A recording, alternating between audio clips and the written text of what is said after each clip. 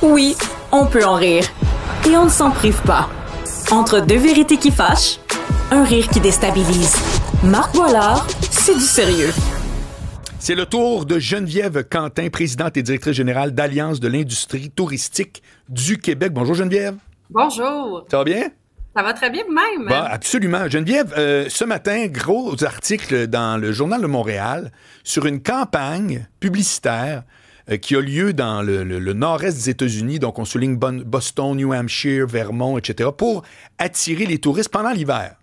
Alors, Absolument. Ça s'appelle Wind Therapy. J'ai trouvé le jeu de mots extraordinaire. Moi qui est un surnomiste, ça m'a ravi. J'ai fait, c'est qui elle? Je veux y parler.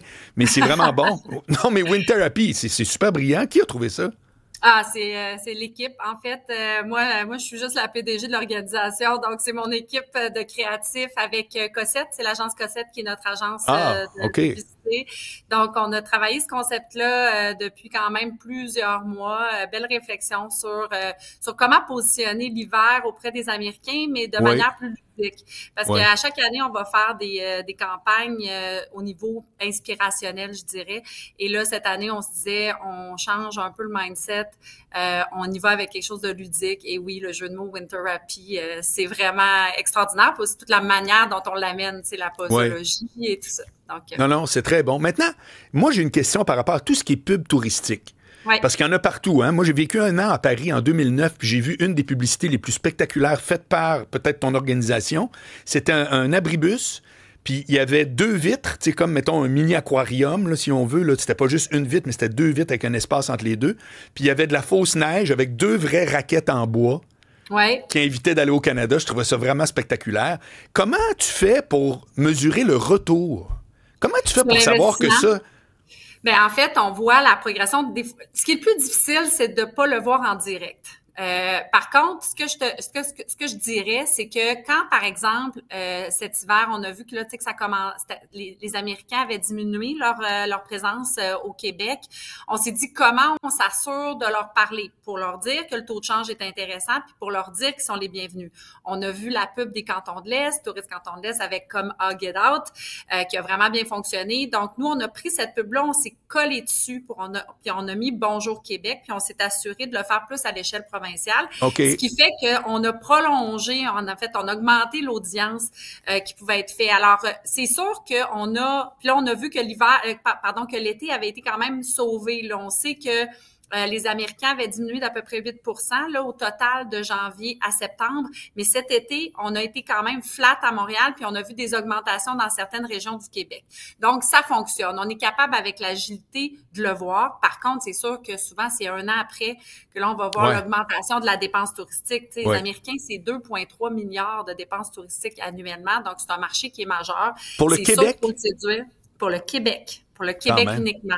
Tu sais, au Québec, là, la dépense touristique, là, c'est 4,1 milliards en devises étrangères. Donc, on est le quatrième produit d'exportation.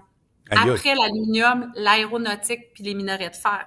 C'est complètement fou. Les gens savent pas ça. Puis c'est parce que c'est des gens qui nous visitent, mais c'est une dépense étrangère. Puis si tu ajoutes à ça la dépense ontarienne, on est à plus de 6 milliards de dollars de devises, devises étrangères étant pas de l'étranger, de l'Ontario, mais ça reste quand même de l'argent qui se serait dépensé en Ontario, mais qui ne se dépensait pas ici. Donc ça, c'est tout de l'argent qui peut servir au projet de société. Donc, tu sais, les retombées économiques de l'industrie sont vraiment importantes. Nous, on investit 35 à 40 millions par année en mise en marché partout dans le monde et on génère 4,1 milliards. Je pense que c'est pas gênant.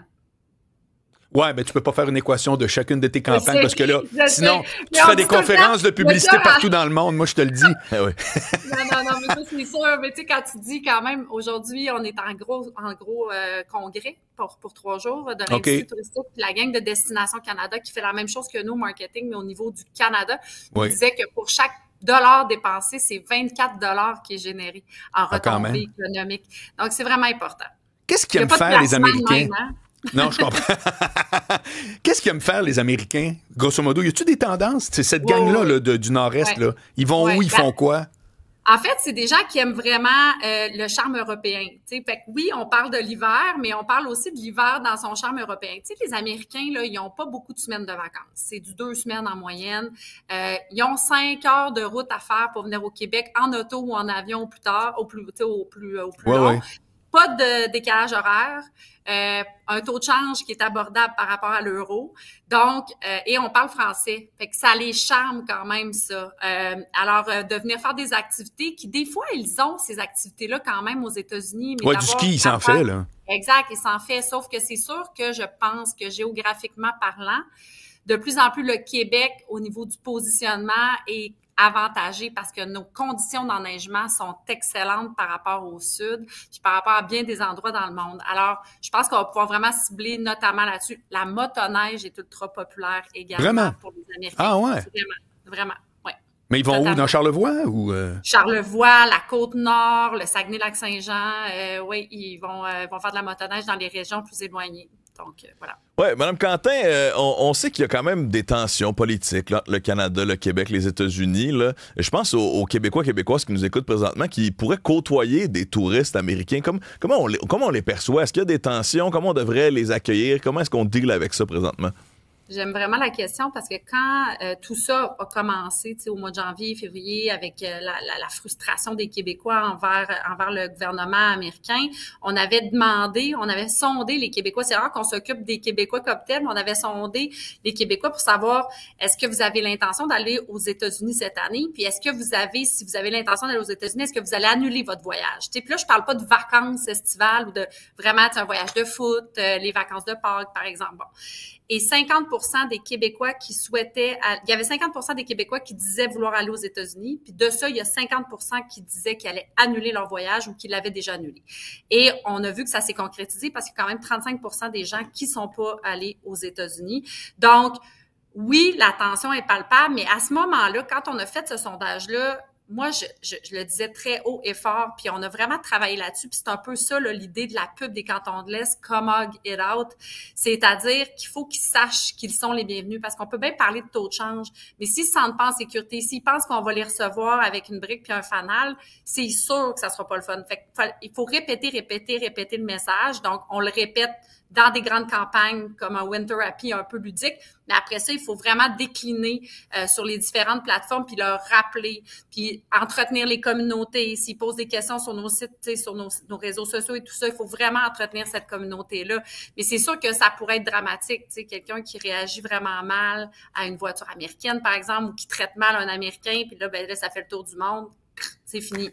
Donc oui, il faut être prudent là-dessus, mais je pense que les Québécois font vraiment la différence, la distinction entre un président qui prend des décisions qui font pas notre bonheur, puis un touriste américain qui vient profiter de ce que le Québec a à offrir pendant ses vacances. Pourquoi tu as choisi de cibler l'hiver plus que le printemps, l'été? On cible tout. Les États-Unis, on les voit, on les travaille à chaque année, Okay. À toutes les saisons, pardon. D'ailleurs, on va avoir une nouvelle campagne cet été aussi pour eux. On change notre campagne, là, cette grande campagne-là, on la change aux 2 ans. Donc là, ça faisait 2 ans qu'on roulait sur l'ancienne, qui était vraiment une campagne plus inspirationnelle. Puis là, on a voulu créer un call to action un peu plus intéressant. Fait on a lancé notre campagne en septembre. Là, dans le fond, on la lance là parce qu'on sait qu'ils prennent à peu près 3 mois pour réserver leurs vacances. Mais on le fait. Puis l'hiver au Québec, là, dans les recettes touristiques, c'est pas juste les États-Unis, là, c'est partout, tous nos marchés confondus. On a 25% des recettes touristiques qui sont générées par la saison hivernale. Donc l'été, 75% avec l'extension et 25% qui sont relatifs à l'hiver. Donc, on a un hiver qui était déjà incomparable, mais je pense vraiment qu'avec les changements climatiques, on se distingue encore plus. Donc, il faut vraiment en profiter pour le faire connaître. Puis, c'est sûr que si tu es Québécois puis que tu profites pas de l'hiver, c'est vraiment dur. Donc, si nous-mêmes, on incarne cette joie de vivre-là, puis qu'on incarne cette pas cette utilisation-là, mais cette jouer dehors, je pense que cette campagne-là, c'est ça qu'elle démontre. On parle le même langage, Geneviève, parce que moi, j'ai toujours dit, j'adore l'hiver. Quelle belle saison pour aller en Floride. Fait que tu vois qu'on dit la même affaire. Non, mais moi, Ouais, mais là, pas cette année, la Floride, là. Ben oui, j'y vais pour vrai. Ma sœur habite là. Ah oui? Oui, Bon, oui, oui. d'accord. mais j'ai vu Familial, c'est correct, juge pas. J'ai vu la publicité, là, Winter Therapy, là, puis honnêtement, même moi, en tant que Québécois, ça m'a donné le goût d'aimer un peu plus l'hiver. Tu sais, Ouais, là, c'est vrai. là, on dit c'est l'équinoxe d'automne aujourd'hui. Non, mais là. c'est très vrai. Là, moi, je crains un peu l'hiver. D'habitude, j'aime tellement m'accrocher à l'été. Là, chaque belle journée qu'on a encore, je me dis, faut que j'en profite. Oui, là. oui. Mais là, en voyant la pub, je me dis, OK, c'est pas si pire, finalement. Pas si On va pire. peut-être lancer une petite balle de neige, là, une fois de temps Non, en mais temps. complètement, mais même les festivals, tu sais, je veux dire, c'est sûr qu'on trouve à un moment donné quelque chose qui nous fait triper, tu sais, on va aller à Igloo Fest, on va aller au Carnaval de Québec, on va aller faire du ski, on va aller faire du ski de fond, tu peux avoir chaud l'hiver, là, tu sais, on n'est pas obligé de geler, là, donc il faut juste bouger. Dis donc une chose, rapidement, c'est quoi la différence entre le profil typique d'un touriste québécois qui s'en va dans le nord-est des États-Unis et le profil typique d'un Américain qui vient au Québec? C'est quoi les différences? Ben écoute, honnêtement, je pense qu'il n'y en a pas tant que ça. Je pense OK. qu'il y a quand même une similitude. Tu sais, il y a beaucoup de Québécois, là, avant tout ce qui s'est passé avec Donald Trump au mois de janvier, beaucoup de Québécois qui sont des amoureux du Maine.